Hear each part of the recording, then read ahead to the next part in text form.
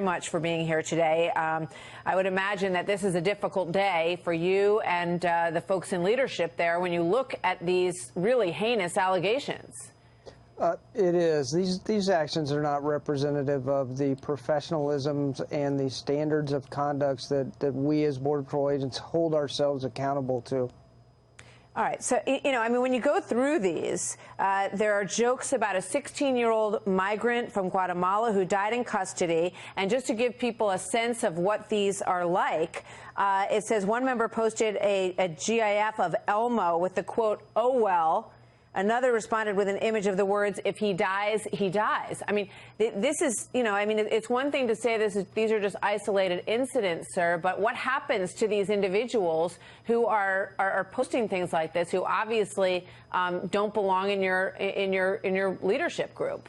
So each of these incidents have already been turned over to the Office of the Inspector General and to our own Office of Professional Responsibility within CBP.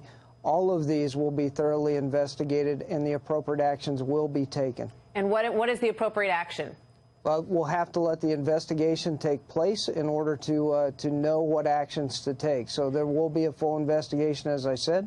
The investigation has already started as soon as we were notified of these posts. So, well, I'm just curious, personally, this is an AP report about a 12-year-old migrant girl. She says she and her 6-year-old sister were held. They slept on the floor. Some of the children were locked away when they cried for their parents, she said, and that the children had been held in squalid, unsanitary conditions, not allowed to play or to bathe. What's your response to that, which goes more directly to the other issue, which is the conditions in these facilities?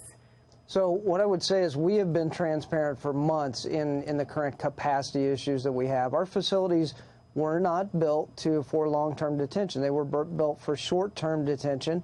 Right. We find ourselves today doing the best we can, and I can tell you that is providing the essential meals, the essential hygiene products, the essential bathing schedules for these folks that we have that are coming into our custody.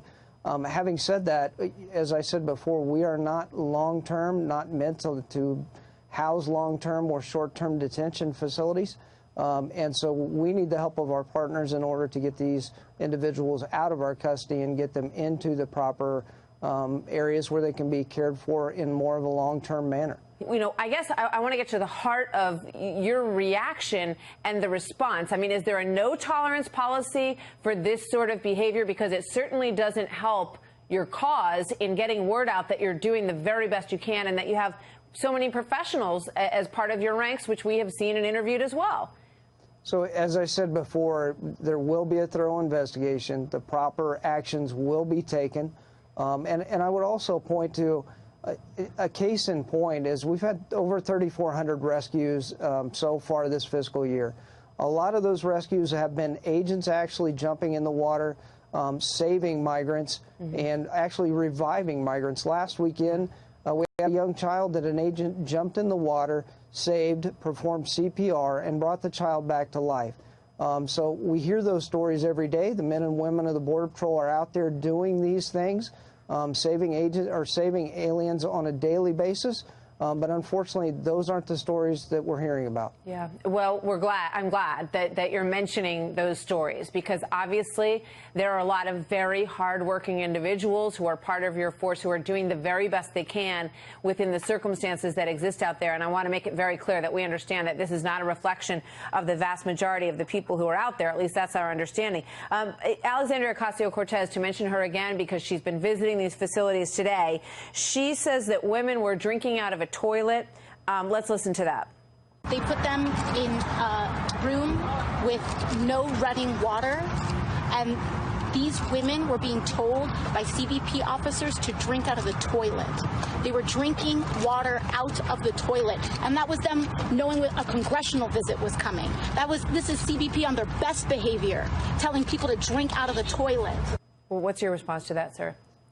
As I said earlier, we don't treat people that way. We provide fresh water, we provide food, we provide sanitary items, as well as items for bathing and personal hygiene, and that's... Are you saying that she's lying? I'm telling you what we do, and we've been open and honest. We've had these tours quite frequently, and those are the things we provide. We have fresh water available at all times in our facilities. Before I let you go, sir, can you give me one law or one change that would make this situation better in your mind? Flores. We need amendment to the Flores regulation. We have to apply some consequence to stop this flow. And how would that change it? So we have to be able to hold longer than 20 days, quite frankly, in order to work them through the proper system. We need additional judges and additional CIS individuals helping work through the cycle as well. But if you don't apply a consequence, the flow will never stop. So you have no choice at this point but to separate these parents and children. We're not separating. No, I'm just saying we need a fix to the current Flores legislation. You are not currently separating any parents or children, because there's the reports of little girls being led in one direction in a line and into a tent. Those families are together.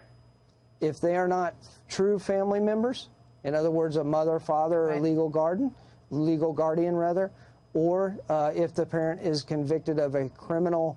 Has a warrant out, in those cases we are separating. Understood. Thank you very much, Chief Hastings, for joining us and for answering the tough questions today. Obviously, it's a difficult thing for you to hear this about members of your own group, and we appreciate you speaking with me. Good to have you here tonight, sir. You bet. Thanks.